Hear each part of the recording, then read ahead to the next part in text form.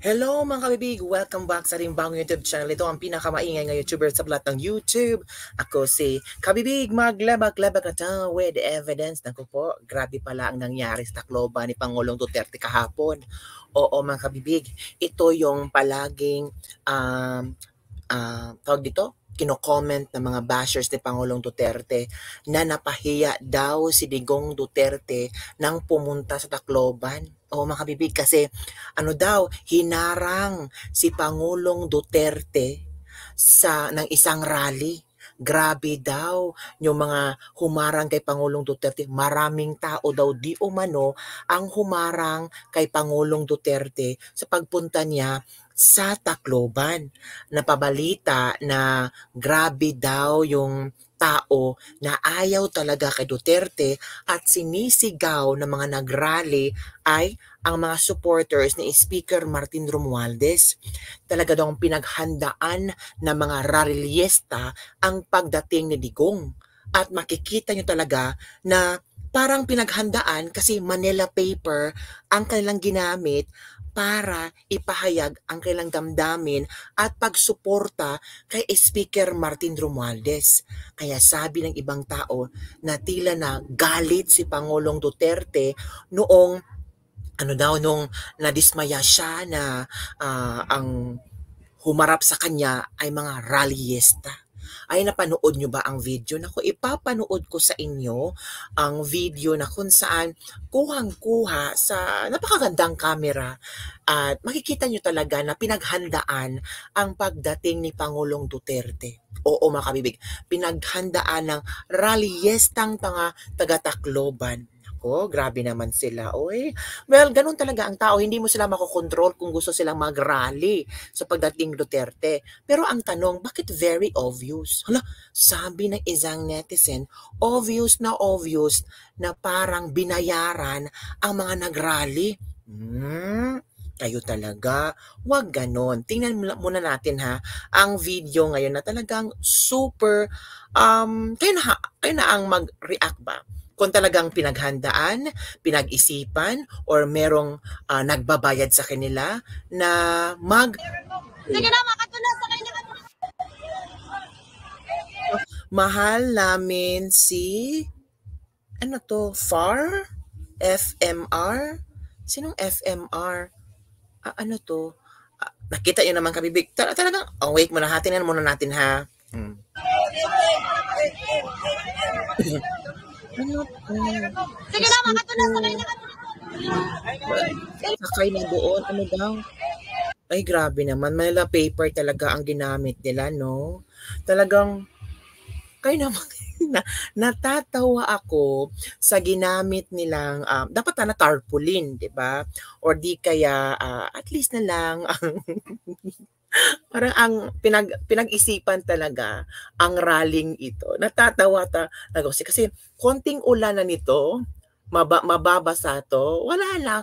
Yung effort nila mawawala, di ba? Ito pa. Ano daw? Ano? Natatawa ako. Parang mga mga teenagers yata. Ay, ewan ko. Ito nga parang napunit na yung Manila paper. Uy, napunit na yung Manila paper ninyo. Dapat sana, baka ang budget nito, mahirap naman. Pati yan, ganito ba ang budget? O ganito?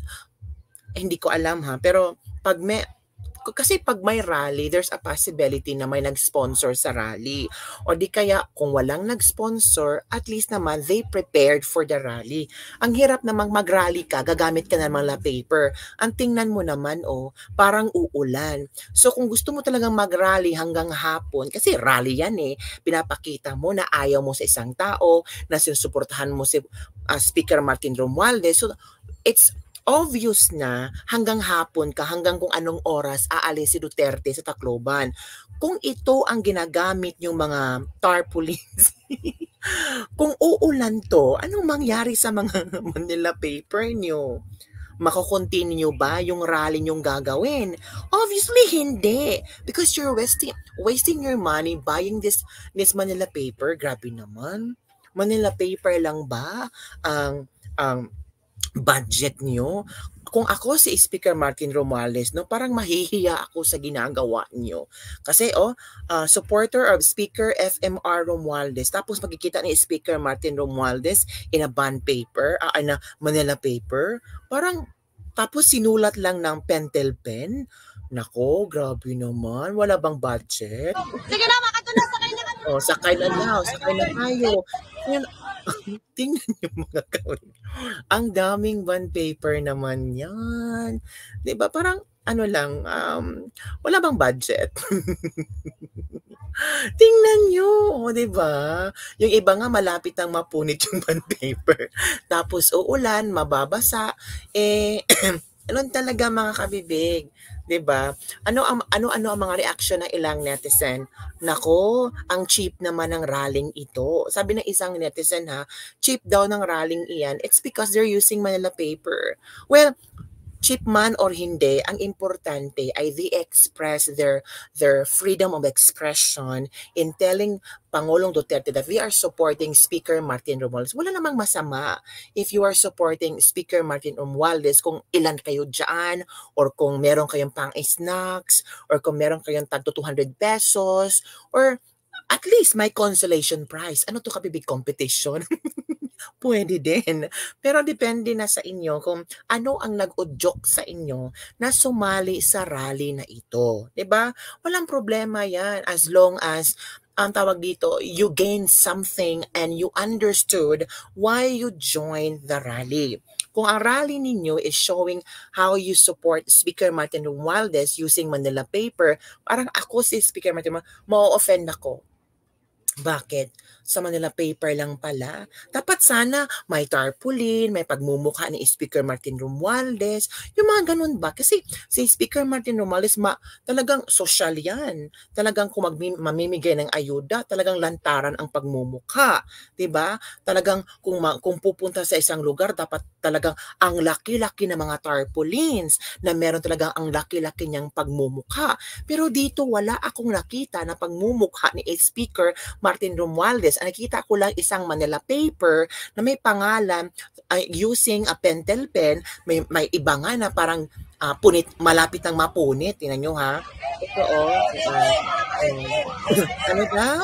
Yan, malapit ng mapunit. So offend talaga pag ako si Speaker Martin Romualdez. Bakit walang budget?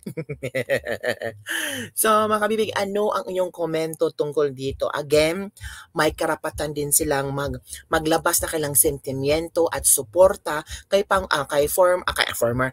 Speaker Martin Romualdez. Sana nabigyan sila ng chance na pagandahin man lang ang kanilang tarpaulins. Sana hindi sila gumamit ng Manila paper para talagang makikita ni Pangulong Duterte ba nga talagang todo suporta sila kay Speaker Martin Romualdez. Kung ako si Pangulong Duterte, makikita ko ito, tatawa ako. Bakit? Ano ba yung rally na yan? Kung talagang supporter sila ni Speaker Martin Romualdez, hindi sila makagawa ng tarpaulin? Ganun na ba ka-cheap? Kung ako si Pangulong Duterte, Manila paper? Diba? Try to compare. Pag si Speaker Martin Romualdez pupunta sa ibang lugar, diba, ang lalaki na kanilang mga billboard, mga tarpaulin, pero dito Manila paper, don't be offended. Because magkaiba talagang biglang downgrade yung mga from the very big tarpaulins down to Manila paper. Talagang kung ako si Speaker, ma-offend ako, pero kung ako si Duterte, matatawa ako sa mga ginagawa niyo at hindi ako ma-offend. Mas maaawa ako sa inyo, di ba? Kasi wala kayong budget. Di ba? Kasi knowing Martin Romualdez, napaka-social yan. Ayaw talaga ng mga ganitong mga tarpaulin, mga Manila paper. Di ba? Sabi niya may iba, at least kabibig, pinapakita nila yung freedom of expression. Oo nga, walang problema doon. Pinapakita ang freedom of expression that we're looking onto yung ang tawag dito, yung mga tarpaulins, yung mga ginagamit nila, parang hindi ganito yung mga rallyistang talagang may ipinaglalaban. Kasi pag rallyista ka, you have to prepare a lot. May mga placards ka, may mga magagandang tarpaulin, may mga effigy ka dyan. Yung ganun ang klaseng rally. Pero kung ito ang rally ito ay madalian lang para talaga may pang galit kay Duterte para talagang ma-shock si Duterte pagdating niya, hindi siya welcome sa Tacloban, maraming galit sa kanya, failure po talaga. It's a big failure. And I'm sure pinagtatawanan kayo ni Duterte ngayon. Yun lang kabibig ang aking latest libag-libag for the day. Don't forget to like, subscribe, and share this video. Bye everyone! See you next time!